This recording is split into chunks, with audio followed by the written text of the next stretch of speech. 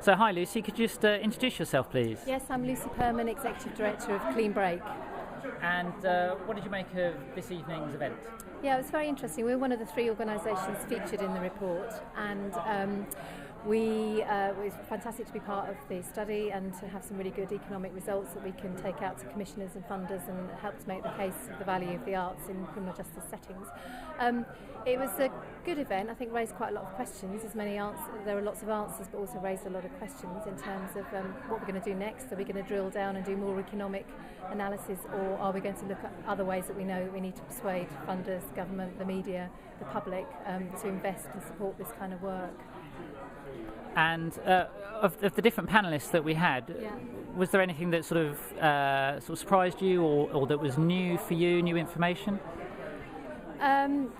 I think I was pleasantly surprised that the NOMS, Sharon from NOMS who was here, seemed very receptive and positive about the report, and I hope that she's going to go away and make the case back in the department to support this work when the new OLAS commissioning round, which we're in the middle of at the moment, the decisions are made on that this is actually going to help influence those decisions.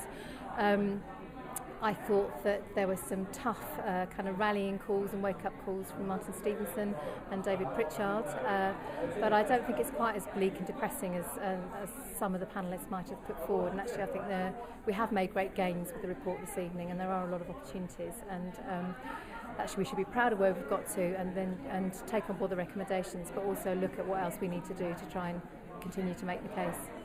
And lastly, what impact do you think this report will have on your own organisation?